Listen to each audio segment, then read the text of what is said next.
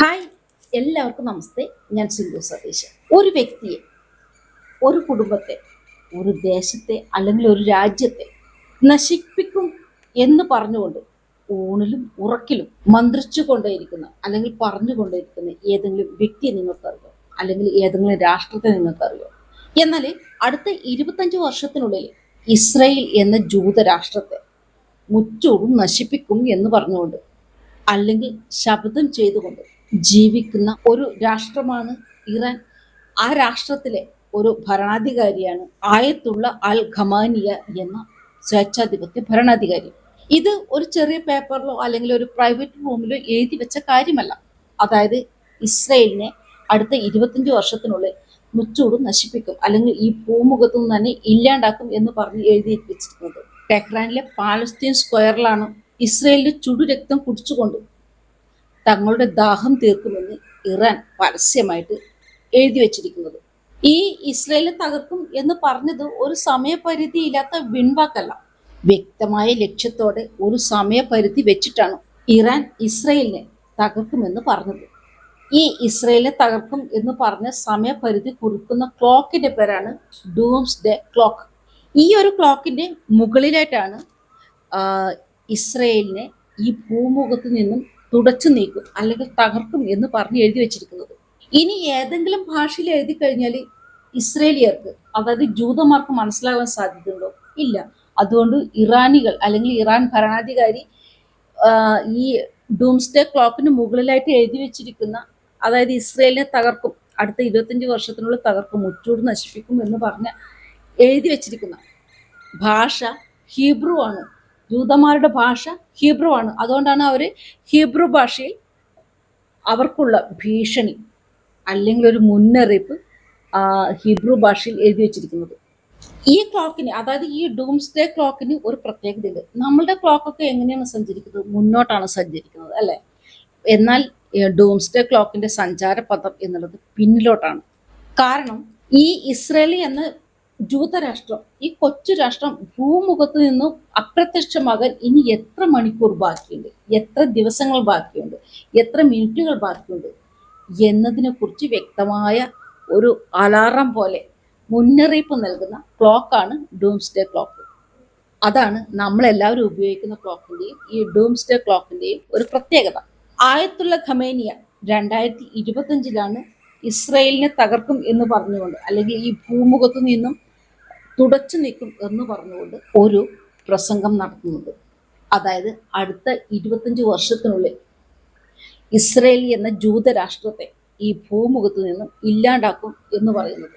ഈ അടുത്ത 25 വർഷം എന്ന് പറയുന്നത് കൃത്യമായി പറഞ്ഞ 2040 ഇസ്രയേലിനെ തകർക്കും അല്ലെങ്കിൽ നശിപ്പിക്കും എന്നാണ് പറയുന്നത്. ഇനി ഇസ്രയേലിനെ തകർക്കും എന്ന് പറഞ്ഞിട്ട് ഒരു സമയപരിധി വെച്ചിട്ട് ഇറാൻ രാഷ്ട്രം അല്ലെങ്കിൽ ഇറാൻ ഭരണാധികാരി, സ്വേച്ഛാധിപത്യ ഭരണാധികാരിയായ ആയത്തുള്ള അലി ഖമാനിയ വെറുതെ കുത്തിയിരിക്കുന്നല്ല ചെയ്തതിന്.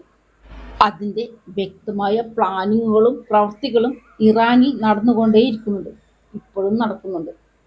ആയത്തുള്ള അലി ഖമാനിയ ഒരു പ്രസംഗത്തിൽ വ്യക്തമായി ഇസ്രായേലിനെ നശിപ്പിക്കുന്നതിനെ കുറിച്ച് വളരെ ശക്തമായിട്ട് തന്നെ പറയുന്നുണ്ട്. ദൈവഹിതം അനുസരിച്ച്, ഇവിടെ ദൈവം ഏതാണെന്ന് അറിയാലോ, അല്ലെ? പടച്ചവന്റെ ഹിതം അനുസരിച്ച് അടുത്ത 25 വർഷത്തിനുള്ളിൽ സയനിസ്റ്റ് ഭരണകൂടം എന്നൊരു രാഷ്ട്രം നമ്മുടെ ഈ ഭൂമുഖത്ത് അവശേഷിക്കില്ല എന്നായിരുന്നു അദ്ദേഹം അന്നത്തെ ആ പ്രസംഗത്തിൽ പറഞ്ഞിരിക്കുന്നത്. ഇനി നമ്മൾ പറഞ്ഞിട്ട് അല്ലെങ്കിൽ പ്രസംഗിച്ചിട്ട് അത് പെട്ടെന്ന് മറന്നു പോകണ്ട, അല്ലെങ്കിൽ എന്നും ഓർത്തുകൊണ്ടേ ഇരിക്കണം. അതിനുവേണ്ടി നമ്മൾ പ്രവർത്തിച്ചുകൊണ്ടേയിരിക്കണം, പ്രയത്നിച്ചുകൊണ്ടേയിരിക്കണം എന്ന ഒറ്റ ലക്ഷ്യത്തോടും കൂടിയാണ് ടെഹ്റാനിലെ പാലസ്തീൻ സ്ക്വയർ ആ ഒരു ക്ലോക്കും അതിന് മുകളിൽ ഹീബ്രു ഭാഷയിൽ ഇസ്രായേലിനെ തകർക്കും, മുച്ചൂട് നശിപ്പിക്കും, ഭൂമുഖത്ത് നിന്ന് ഇല്ലാണ്ടാക്കും, സയനിസ്റ്റ് രാഷ്ട്രത്തെ ഇല്ലാണ്ടാക്കും എന്ന് എഴുതി വെച്ചിരിക്കുന്നത്. നേരത്തെ പറഞ്ഞതുപോലെ ഇങ്ങനെ ഒരു പ്രസ്താവന നടത്തിയിട്ട് അല്ലെങ്കിൽ ഒരു പ്രസംഗം നടത്തിയിട്ട് ആയത്തുള്ള അലി ഖമാനിയ വെറുതെ കുത്തിരിക്കുന്നല്ല ചെയ്തത്. ഇറാനില് അവർ നിരന്തരം അണുബോംബ് നിർമ്മിക്കാൻ തുടങ്ങി. ഈ അണുബോംബ് ഇസ്രയേലിന് വേണ്ടി മാത്രമുള്ളതാണ് എന്ന് നിങ്ങൾ ആരെങ്കിലും വിശ്വസിക്കുന്നുണ്ട്, നിങ്ങൾക്ക് തെറ്റി. ആദ്യം ഇസ്രയേൽ, അത് കഴിഞ്ഞ് നെക്സ്റ്റ് അമേരിക്ക ആയിരിക്കും. ഇസ്രയേൽ പോയി കഴിഞ്ഞാൽ തന്നെ നമ്മുടെ ഈ ലോകത്തിൽ തീവ്രവാദം എന്ന വർഗീയ ശക്തി അല്ലെങ്കിൽ ആ ഒരു വർഗീയ സംഘടന, തീവ്രവാദ സംഘടന ശക്തിപ്പെടും. അമേരിക്ക പോയി കഴിഞ്ഞാൽ പിന്നെ ബാക്കി എല്ലാ രാഷ്ട്രങ്ങളിലേക്കും ഇരച്ചു കയറാം. നമ്മുടെ ഇന്ത്യയുടെ കാര്യം എടുത്തു നോക്കിയാൽ തന്നെ ആയത്തുള്ള അലി ഖമനിയ കൊല്ലപ്പെട്ടപ്പോൾ ഇവിടെയുള്ള പ്രതിഷേധങ്ങള്, പ്രസംഗങ്ങള്, പ്രതികരണങ്ങളും ഒക്കെ നോക്കിയാൽ കാണും ഇവിടെ എത്രമാത്രം ഖമനിയയുടെ പിൻഗാമികൾ, പിൻതലമുറകളുണ്ടെന്ന്. അപ്പോൾ സ്വാഭാവികമായിട്ട് ഇസ്രയേലിനും അമേരിക്കയ്ക്കും എന്തെങ്കിലും സംഭവിച്ചു കഴിഞ്ഞാൽ ലോകം മുഴുവൻ ഇസ്ലാം എന്ന ഇറാന്റെ സങ്കല്പം നടപ്പിലാക്കാൻ എളുപ്പമാകും. അതുകൊണ്ടാണ് അവർ ആദ്യം തന്നെ ജൂതരാഷ്ട്രമായ ഇസ്രയേലിനെ തകർക്കുമെന്ന് പറയുന്നത്. അത് കഴിഞ്ഞാൽ തീർച്ചയായിട്ടും അമേരിക്ക തന്നെയായിരിക്കും. പിന്നെ അതുമല്ലാതെ ഈ ഇറാൻ ജനത അല്ലെങ്കിൽ ഇറാനിലത്തെ ഭരണാധികാരി ചെയ്തുകൊണ്ടിരിക്കുന്നത്, ഇപ്പോൾ സാധാരണയായിട്ട് നമുക്ക് നമ്മുടെ ദേശീയ പതാക നമുക്ക് എത്രത്തോളം വലുതാണ് അത് കാണുമ്പോഴുണ്ടെന്ന ഒരു വികാരം അല്ലെ. നമ്മുടെ ദേശീയ പതാക ഇങ്ങനെ വായുവിനെ പാറി പറന്ന് കളിക്കുമ്പോൾ നമുക്കുണ്ടാകുന്ന ഒരു ആത്മാനുഭൂതിയില്ലേ, അത് എല്ലാ രാഷ്ട്രങ്ങൾക്കും ഉണ്ടാകും. അതിനിപ്പം ഇസ്രയേൽ ആയാലും ശരി, അമേരിക്ക ആയാലും ശരി, ഇറാൻ ആയാലും ശരി, പാകിസ്ഥാൻ ആയാലും ശരി, ബംഗ്ലാദേശ് ആയാലും ശരി, എല്ലാവർക്കും അവരുടെ പതാക അവരുടെ വികാരമാണ്. അങ്ങനെ ഇരിക്കെ ഈ ഇറാനിലത്തെ ഭരണാധികാരി അല്ലെങ്കിൽ അവിടുത്തെ ജനങ്ങൾ ചെയ്യുന്നത്, മുഴുവൻ ജനതയും എന്നല്ല, അതിൽ കുറച്ച് വിഭാഗം ജനങ്ങൾ ചെയ്യുന്നത് ഇസ്രായേലിന്റെ പതാക ഫ്ലോറിൽ വിരിച്ചിടും. എന്നിട്ട് അവർ നടന്നു പോകുമ്പോൾ ഈ ഇസ്രായേലിന്റെ പതാക ചവിട്ടിയാണ് നടന്നു പോവുക. ഇത് സ്കൂളുകളിലും അതുപോലെ തന്നെ പൊതു പരിപാടി നടക്കുന്ന ഇടങ്ങളിലും അതുപോലെ തന്നെ ഈ അവരുടെ ഗവൺമെന്റ് ഓഫീസുകളിലുമൊക്കെ ഇത്തരത്തിൽ ചെയ്യുന്നുണ്ട് അത്രേ. അത് ഇസ്രേലിയൻ ജനതയ്ക്ക് അല്ലെങ്കിൽ ഇസ്രേലിയൻ രാഷ്ട്രത്തിന് എത്രമാത്രം വികാരം വ്രണപ്പെടും അല്ലെ, ദേശീയ വികാരം എത്രമാത്രം വ്രണപ്പെടും നമുക്ക് ഊഹിക്കാൻ പറ്റുന്നതല്ലേ ഉള്ളൂ. ഇപ്പം ഇറാനും ഇസ്രയേലും അതുപോലെ അമേരിക്കയും കൂടി സംയുക്തമായിട്ടുള്ള ഈ യുദ്ധത്തിൽ പല ആൾക്കും പല അഭിപ്രായങ്ങളും പ്രതികരണങ്ങളും പ്രതിഷേധങ്ങളും ഒക്കെ ഉണ്ട്. പക്ഷേ ഒരു വ്യക്തി വന്നിട്ട് നിന്നെ ഞാൻ കൊല്ലും, നിനക്ക് ഇത്ര പോലെ ദിവസമാണ് ആയുസ് ഉണ്ടാവുക, ആ ഒരു ദിവസത്തിനുള്ളിൽ നിന്നെ ഈ ഭൂമുഖത്തുനിന്ന് ഇല്ലാണ്ടാക്കും, നിന്നെ നശിപ്പിക്കും, നിന്റെ കുടുംബത്തെ നശിപ്പിക്കും എന്നൊക്കെ ആരെങ്കിലും നമ്മളോട് വിളിച്ചു പറയുകയാണെങ്കിൽ നമ്മൾ എന്താണ് ചെയ്യുക? നമ്മളെ ആ കൊല്ലുന്ന ദിവസത്തിന് വേണ്ടി കാത്തിരിക്കും. ഇന്ന വർഷം ഇത്രാം തീയതി ഈ ദിവസം അവർ നമ്മളെ വന്ന് കൊല്ലും, അതുകൊണ്ട് നമ്മളെല്ലാവരും കൂടി നിന്ന് ആ ഒരു കൊലക്ക് വേണ്ടി കാത്തിരിക്കുക. അങ്ങനെ ആരെങ്കിലും ചിന്തിക്കുമോ? അല്ലെങ്കിൽ നമ്മളെ കൊല്ലാൻ വരുന്നവനെ എങ്ങനെയെങ്കിലും തകർക്കണമെന്ന് നമ്മൾ ചിന്തിക്കുക. എന്താണ് നമ്മൾ ചിന്തിക്കുക? നിങ്ങൾ എന്തായിരിക്കും ചിന്തിക്കുക? തീർച്ചയായും നമുക്ക് പറ്റുന്ന രീതിയിൽ നമുക്കെതിരെ തിരിയുന്ന, നമ്മളെ നശിപ്പിക്കാൻ മുന്നോട്ട് വരുന്ന ഏതൊരു ശക്തിയിലും അത് എത്ര പവർഫുള്ളായ ആൾക്കാരായാലും രാജ്യമായാലും നമ്മൾ എതിർക്കും, നമ്മൾ പ്രതിരോധിക്കും. അത് തന്നെയല്ലേ ഇസ്രയേൽ ചെയ്തുകൊണ്ടിരിക്കുന്നത്. ഒരു രാഷ്ട്രം എന്ന് പറയുമ്പോൾ ആ ഭൂമി മാത്രമല്ലല്ലോ, അവിടെയുള്ള ജനങ്ങളും ഒക്കെയല്ലേ. അവരൊക്കെ ഒരു സമയപരിധി വെച്ചിട്ട് നശിപ്പിക്കും എന്ന് അവരുടെ ടെഹ്റാനിലെ പലസ്തീൻ സ്ക്വയറിൽ ഇത്ര ഭംഗിയായിട്ട് ഹീബ്രു ഭാഷയിൽ എഴുതി വെച്ചിരിക്കുന്നത് ഇസ്രയേൽ ആൾക്കാരെ കാണുന്നില്ലേ? അപ്പൊ അവരതിന് പ്രതികരിക്കണം, അവർക്ക് ജീവിക്കാൻ അവകാശമില്ലേ?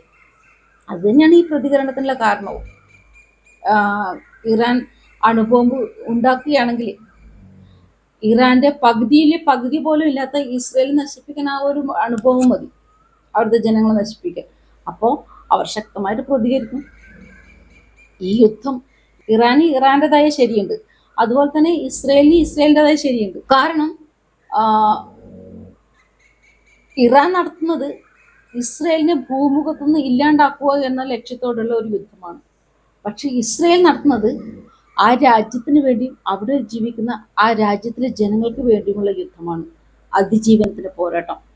അത് ആരും ചെയ്യുന്നതാണ്, പ്രവർത്തിക്കുന്നതാണ്, പ്രതിരോധിക്കുന്നതാണ്. ഇതിൽ നമ്മൾ ശരിയുടെ ഭാഗം മാത്രം കണ്ടാൽ മതി. നമ്മുടെ ഈ ലോകത്തിൽ സമാധാനം പുലരണം. അതിന് ഇത്തരത്തിലുള്ള ക്ഷുദ്ര രാഷ്ട്രങ്ങൾ, ക്ഷുദ്രജീവികൾ നശിക്കപ്പെടണം. അതുതന്നെയാണ് ആയത്തുള്ള അലി ഖമാനിക്ക് സംഭവിച്ചത്.